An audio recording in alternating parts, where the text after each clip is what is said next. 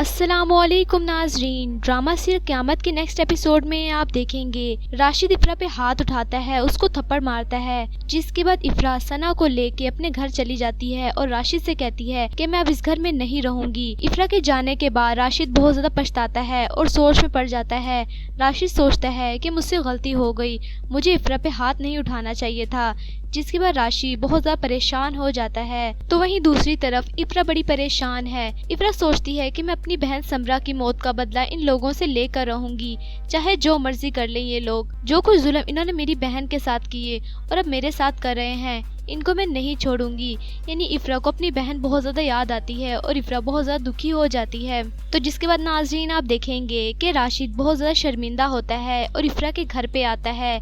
इफ्रा राशिद को देख के हैरान हो जाती है, लेकिन राशिद से बात नहीं करती और वहाँ से जाने लगती है। तो राशिद इफ्रा से कहता है कि इफ्रा प्लीज रुको, मेरी बात तो सुनो। तो इफ्रा के वालिद कहते हैं कि बेटा रुको, कोई बात करने चाह रहा है राशिद, बात तो सुन लो। तो इफ्रा वहाँ पर खड़ी हो जाती है। जिसके बाद राशिद इफ्रा के वालिद से कहता है कि मैं चच्ची जान की तबीयत का मालूम करने के लिए आया हूँ और इफ्रा तुमसे माफी मांगनी थी। ये बात सुन के इफ्रा राशिद की तरफ देखने लगती है। तो राशिद इफ्रा से कहता है कि मैं तुमसे माफी मांगता हूँ, तुम घर वापस चलो, मैं सब घर वालों के सामने तुमसे माफी मांगता हूँ इफ्रा, प्लीज मेरी बात मान लो और घर वापस चलो। जिसके बाद इफ्रा अपने अब्बू से कहती है कि अब्बू मुझे अब एतबार नहीं है किसी पर भी। उसके बाद राशिद इफ्रा के वालिद से कहता है कि चचा जान अब ऐसा बिल्कुल भी नहीं होगा और मैं अब सबके सामने माफी तो मांग रहा हूँ, अब आइंदा से मैं ऐसा बिल्कुल भी नहीं करूँगा। जिसके बाद इफ्रा के वालिद इफ्रा से कहते हैं कि बेटी एतबार जोड़ने के लिए एतबार ही करना पड़ता है।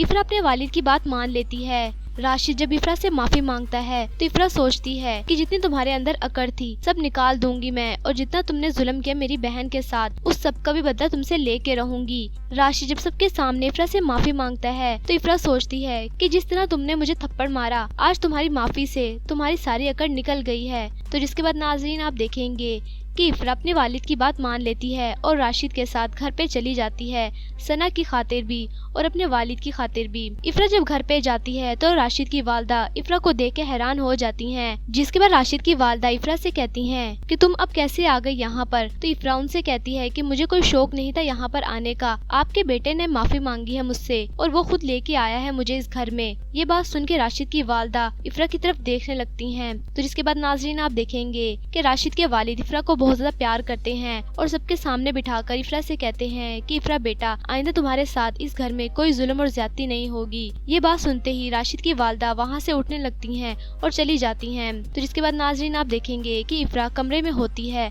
राशिद की वालदा को बहुत ज्यादा गुस्सा आता है कि मेरे बेटे ने इफ्रा से क्यों माफी मांगी। उसके बाद राशिद की वालदा इफ्रा के कमरे में आती हैं और इफ्रा से कहती हैं कि बड़ी अकड़ कर गई थी तुम, ऐसे जैसे कभी वापस नहीं आओगी। तो इफ्रा उनकी तरफ देखने लगती है और खामोश हो जाती है।